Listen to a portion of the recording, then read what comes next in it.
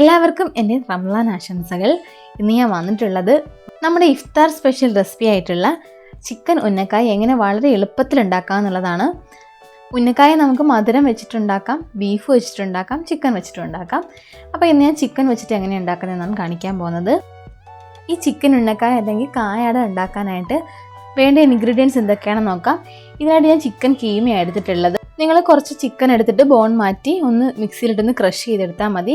Beef ആണെങ്കിൽ ഒന്ന് വേവിച്ചിട്ട് ക്രഷ് ചെയ്താലും മതി. ഇതിൻ്റെ ഫില്ലിങ് തയ്യാറാക്കാനായിട്ട് നമുക്ക് 2 സവാള വേണം, 2 ടീസ്പൂൺ ജിഞ്ചർ ഗാർലിക് പേസ്റ്റ്, കുറച്ച് കറിവേപ്പില, പച്ചമുളക് ചെറുതായിട്ട് അരിഞ്ഞതും വേണം. ഇതിനാവശ്യമായ മസാലകൾ 2 ടീസ്പൂൺ മുളക് പൊടി, 2 നുള്ളു ഗരം മസാല, 1/2 ടീസ്പൂൺ കുരുമുളക് പൊടി, 1/4 ടീസ്പൂൺ മല്ലിപ്പൊടി, 1/2 ടീസ്പൂൺ മഞ്ഞൾപ്പൊടി, 1 ടേബിൾ സ്പൂൺ പെരുജീരകം പൊടിച്ചതും, ആവശ്യത്തിനുള്ള ഉപ്പും എടുക്കുക.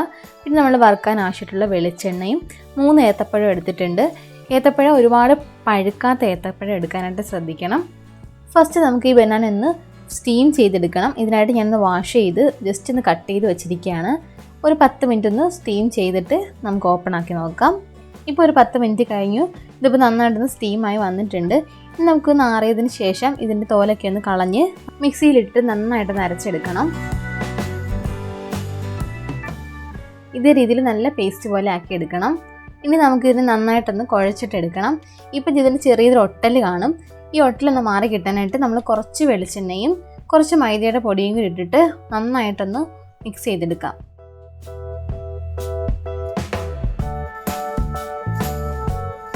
ഇപ്പം നന്നായിട്ട് ഒട്ടലൊക്കെ മാറി ഈ ഒരു പാകമാക്കി എടുക്കണം. കുറച്ച് പൊടി ഇട്ടാൽ മതി. ഇനി നമുക്കിതിനെ ചെറിയ ബോൾസ് ആക്കിയിട്ട് എടുക്കാം. കയ്യിലിപ്പോൾ ഒട്ടത്തതേ ഇല്ല. ഒട്ടുവാണെങ്കിൽ കുറച്ച് വെളിച്ചെണ്ണ കൂടി ഇടയ്ക്കിടയ്ക്ക് കയ്യിലൊന്ന് പുരട്ടി കൊടുത്താൽ മതി. ഇതുപോലെ നമുക്ക് ഇതിനെ ഫുള്ള് ബോൾസ് ആക്കിയിട്ട് എടുക്കണം.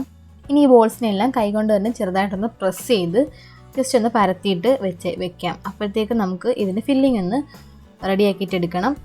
അപ്പോൾ ഫില്ലിംഗ് റെഡിയാക്കി എടുക്കാനായിട്ട് ഞാനൊരു ചീനച്ചട്ടി ചൂടാക്കാനായിട്ട് വെച്ചിട്ടുണ്ട്.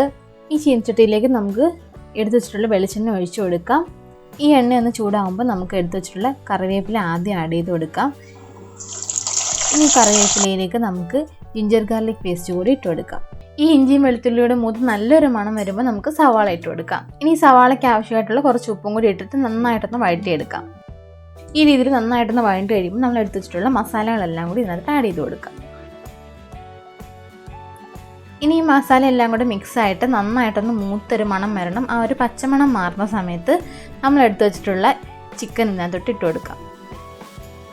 ഇനി ചിക്കനിലേക്ക് ആവശ്യമായിട്ടുള്ള ഉപ്പോട് ചേർത്തിട്ട് നന്നായിട്ട് മിക്സ് ചെയ്ത് 10 മിനിറ്റ് ഒന്ന് നന്നായിട്ട് ഫ്രൈ ചെയ്തെടുക്കണം. ഇപ്പോൾ നമ്മൾ ഇതിനകത്ത് വെള്ളം ഒന്നും ഒഴിച്ച് വേവിക്കരുത്. അങ്ങനെ ആകുമ്പോൾ നമ്മൾ ഉന്നക്കായിലേക്ക് വെള്ളം കെട്ടിപ്പോവും. അപ്പോൾ നല്ലൊരു ടേസ്റ്റ് കിട്ടണമെന്നുണ്ടെങ്കിൽ നിങ്ങൾ ഫ്രൈ ആയിട്ട് തന്നെ ഇരിക്കണം. 10 മിനിറ്റ് കൊണ്ട് തന്നെ പെട്ടെന്ന് വെന്ത് കിട്ടും.